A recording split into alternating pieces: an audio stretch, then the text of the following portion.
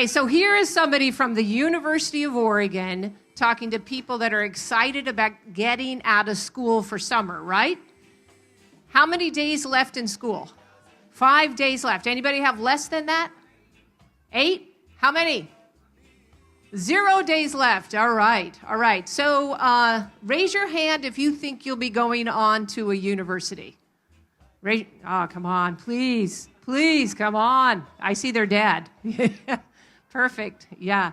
So I think a lot of people don't realize that here in Oregon, we have 900 companies that profess to be connected to sports or to the outdoor industry. So if you invent a sport, there's a very good chance that you're connected to Oregon. Your next speaker, Corey, will be talking about the invention of kite surfing, but my background is in the invention of jogging. So I worked for Bill Bowerman, who was a co-founder of the Nike company. So I met Bill after my first cross-country meet at the University of Oregon. And he came up to me and he said, "Hi, my name is," come up here. Come up here. Come up here. So he said, "Hi." Let's see if I can do this. "Hi, my name is Bill Bowerman. Would you get the girls off the team to test Nike shoes?" And so I said to Mr. Bowerman, "Nice to meet you, Mr. Bowerman, but we're not girls. We're women." So we became very fast friends. And I worked 27 years in the Nike company. Every day at Nike, we would tell the same joke. We would say, "Well, you can't go to school for this." And when I retired for Nike, I thought, why? Why couldn't we develop a program to prepare people to work in something that they love to do? If you love the outdoors, if you love sport, why not get you ready to work in that industry? So that's what we did at the University of Oregon. We built a brand new campus in Portland, and I'll have one of our students tell you a little bit more about that program. I see myself working with a very innovative company in the future, one that really strives to push the boundaries and can drive the direction of the industry.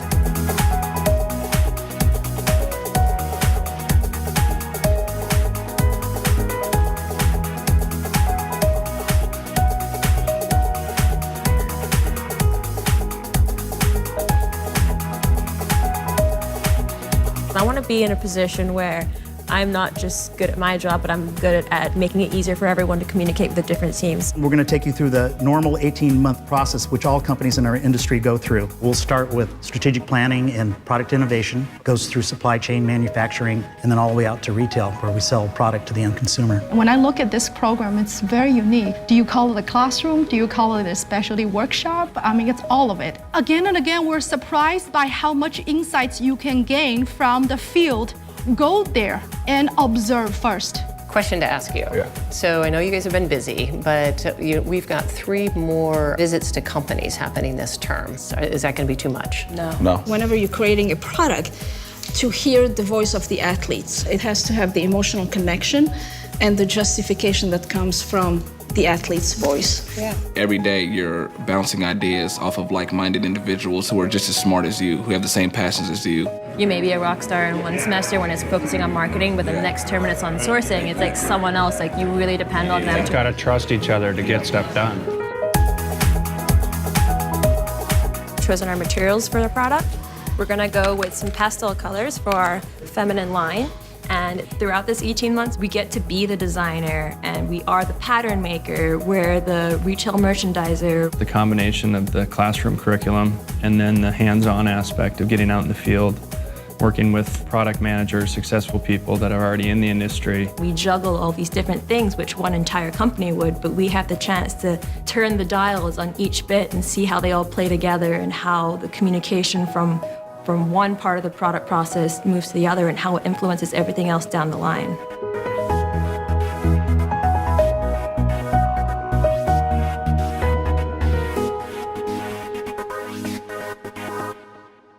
So those are actually our students. So Sarah Nanzim, who was the student that you saw there last, They graduated in March, and she was offered a full-time position at Lululemon, which is out of Vancouver, BC.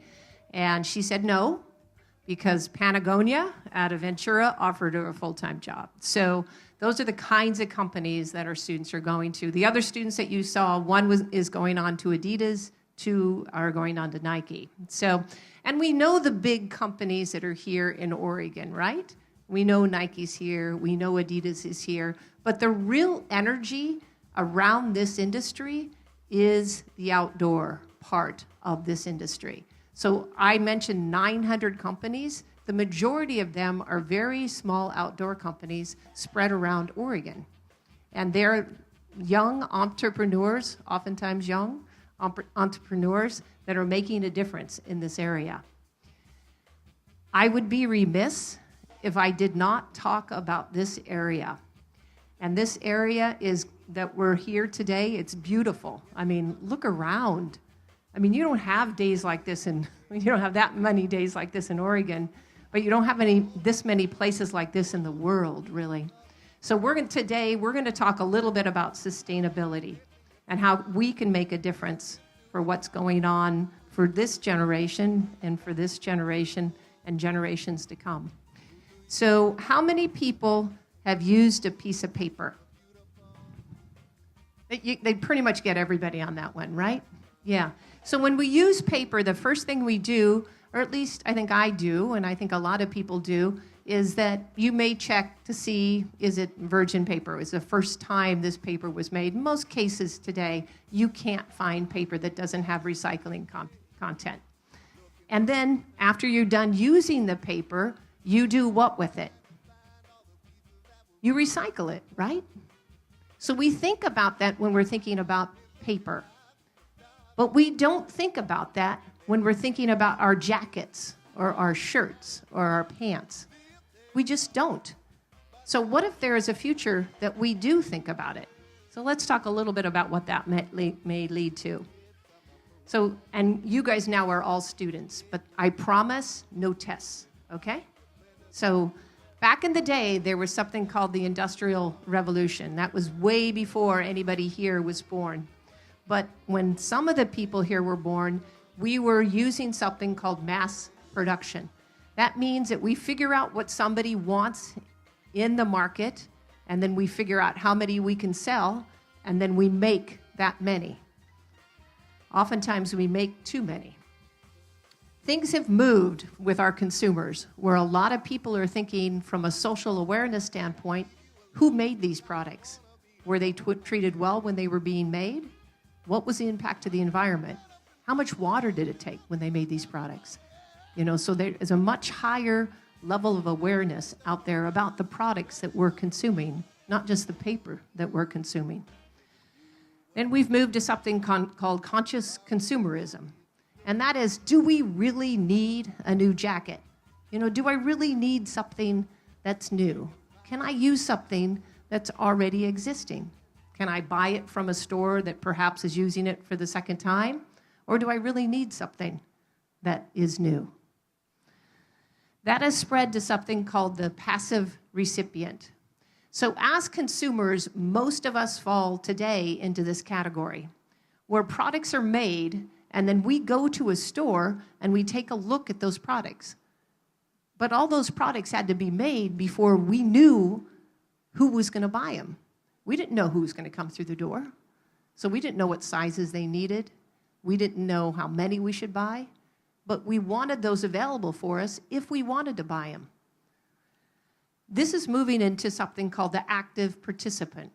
And it's something that I think a lot of you know about and you've heard about. And I'm putting it in a way that perhaps doesn't sound familiar, but I think it will be very familiar as we take a little deeper look into it. And that's that you get to decide. The stores don't decide, you decide what you want. Part of how that changes, and the reason it can change, is because we're going to design things with the end in mind. So what's going to happen to this jacket when I'm done using it? The same way that we think about paper, we'll be thinking about other products as well. Now, when paper is created, we know how to recycle it. So when a jacket's made, we should know how to recycle it. Or when shoes are made, we should know So there's a concept called upcycling. So this is a company out of Portland called Loopworks that you may know about. And Loopworks was on the NBC News, and I love this story because it talks about upcycling, but it does it in such a way that you would say, well, Ellen, this is all well and good, but what about all the stuff that's already made? You know, we've got a lot of stuff. What are we going to do with that? You know, so they took all the leather with the permission of Southwest Airlines, okay? They took all the leather that Southwest Airlines had in their seats, and they made products, and then they sold those products. You know, so Southwest Airlines wanted to upgrade all of their airlines, but instead of throwing away those seats and throwing away that leather, they used it for product. So that's the concept of upcycling. And then design for disassembly. Now, this is tough to do, but you can see that some companies are taking a leadership role in it. So meaning that when the shoes, let's just take these shoes, when these shoes are produced, when I'm done using this, and let's say they can't be used by somebody else as a pair of shoes, I can put them back into the recycling so that they can create another pair of shoes later on. There's also a future to design, and I think that on the design side, if you're interested in design, we have design courses as well. I love the innovation that's going on in materials today. Whenever I show this slide, people are always worried that I'm showing it with a pair of pants, because materials will be designed to disappear, but maybe we won't start with pants. So different materials can be compostable. So just like paper can go into recycling, we'll be able to make clothes out of places or out of materials that can go into the recycling. And then fabrics will be integrated with nanotechnology. MIT, which is a university out of the East Coast, was just visiting us, and while I have my iPhone tucked into my pants, I mean, we're developing materials now that I don't need to carry an iPhone anymore. I can have this on my shirt. I have responsive materials now that can do a lot of the different things that my iPhone could do. We can't do it yet, but we're working on it right now. So I think that's the future. That's what you're going to see. Haptic wearables. How many people wear like a, what do you call these? A Fitbit. How many people wear Fitbits? Okay, so you know what haptic does. Does your Fitbit talk to you during the day? It buzzes you, doesn't it? It can buzz you.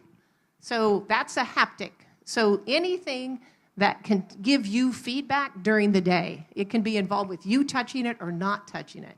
So those are the technologies, and today we're used to wearing it outside of what so I've got it here, so I have a separate product, versus I could just have it in my jacket. So those technologies are hard goods today, but you'll see those move to soft goods and to basically, nanotechnology is like a coating that you could put onto a material. And right now, some of the things holding us back are how do you wash it? You know, and then also technologies are updated at a different pace than clothing oftentimes is. You know, so I've had this jacket for 2 years, but I've probably replaced my iPhone once during that time. So how do we do those things in the same life cycles? So it's pretty interesting. Okay, the consumers are really driving this change that's happening in the marketplace. This is just an example of, I used this slide 2 years ago. This happened 2 years ago. And that was that Black Friday, which all of us are from the United States, you know that's the day after Thanksgiving. So 2 years ago, this happened, where people going into stores were 1/3 the amount of people buying online on Monday. Now, 2 years later, you're like, well, duh, Ellen, that was going to happen. You know, so, but this is a major shift in the marketplace, is that every retailer knew this was coming, but to have 2/3 more people shopping online on the Monday after Black Friday than on Black Friday changes what retail is, not just in the United States, but around the world. And that really changes the way I'm looking at our young people. It will really change the way that you buy things, that you won't necessarily go to a store, watch a lot of products that are there, decide which one you want. You'll go online and design the product that you want, and that's the product that will be created. So we talked a little bit about retail, and then what happens with all the retail stores that we have built around the world? Do we just tear them down and not use them? And what about the brands like Red Bull, Nike, Adidas? What do they do with their retail? So I think what you're going to see, or at least what we're beginning to see, is an opportunity for immediate product delivery. If you're from Portland, which is where I live, in Portland we have Amazon 1 hour now. So if you want something from Amazon, some of the things you can get 1 hour. So when you think about a kind of a just-in-time product approach, I need that hat, I need this pair of sunglasses, I can get them in an hour. Also, we see stores being used for different reasons. So today, we're used to going to a store to buy a product. We see stores being used for experiential experiences. So you want to take your kids someplace and you want them to learn how to kiteboard, you want to learn how to jog or any of those kinds of things, you're going to go to retail stores and learn how to do that. And obviously, you'll be using some products while you're there. And then service and repair. So we've grown up in a time where when something breaks, we just throw it away and get a new thing. But in the future, and you're beginning to see this, you see it from Patagonia, you see it from Marmot, is that they want to build you something that you can repair. And everybody that's in product says, this doesn't make sense. No, they don't want to do that. They want to sell you something new. But I think that they don't. They really would rather have you use that product and get the maximum amount of use out of it. I was talking to the president of Arc'teryx out of Vancouver, BC. And who's familiar with the Arc'teryx company? Pretty cool stuff, right? So I was talking to him and I said, what's your approach to sustainability? Because I know some of the materials that they use, I wouldn't necessarily put them on the top of the chart as far as materials that you could take back. And he said, that's not our approach at all. Our approach is I want to sell you a jacket that's timeless. It is such a beautiful design. The design is timeless. The colors are timeless. You buy one, you don't have to buy another one from me. So that's an approach for sustainability as well. On the consumer mindset, this is something I just read something about that you've heard. Has everybody here heard a term called fast fashion, meaning apparel that's basically throwaway apparel, which might be okay if apparel was always like paper, but it's not. And so you're beginning to hear the term fast fashion as it relates to 3D printing. And I think that what they're missing the point is the fact that that's not fast fashion. That's fast product for a consumer. So we have a long way to go before we can print a hat for you or a pair of sunglasses or a shirt for you. But when we can, it will be exactly what you want. It will have your electronics in it, and it will have value higher than what we have today. But the consumer will be the one that decides. I also think that I would be remiss not to talk to you about the sharing economy. And those that are a little, like maybe closer to my age might remember that, and even today, if you go bowling, when you go bowling, the majority of people don't have bowling shoes. So when you go bowling, you get a pair of shoes there. They lend you a pair of shoes. And so what we see happening in the sports and outdoor industry is that we see a sharing economy coming in this. And really two reasons. One is that people like to experiment in this area. I don't know if I'm going to like kite surfing, but I want to try it, so I'll borrow, but I'm going to wait to buy. Also, the reason we think borrowing is coming is because people want to be able to use things that they can't afford. So I'm going to go out cycling. I want to make sure I have the very finest bike, but I don't know if I'm going to like cycling, so I don't necessarily want to buy the finest bike. I mentioned already the product life extensions, meaning that, hey, you know what? If your product can last you longer, then that's better for the earth as well. And then I think you're hearing a lot about this right now is how do we make products? And I think a majority of the products, if you take what you're wearing, and I challenge you to do this when you get home, because I don't want anybody to take their shirts off right now, but look at the tag at the back of your shirt, and it will tell you where your product was made. And I'm going to pretty much guarantee you that it wasn't made in the United States.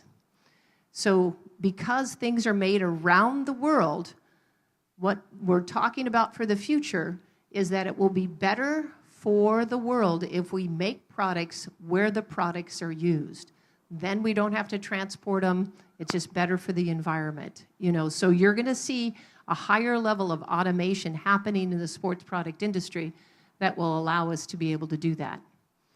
So just a little bit of a few things for you to think about. I know you only have 5 more days in school. I know it's a hot day. I know that the kite surfing presentations are going to be more engaging than this one, but I appreciate your time this afternoon, and thank you very much.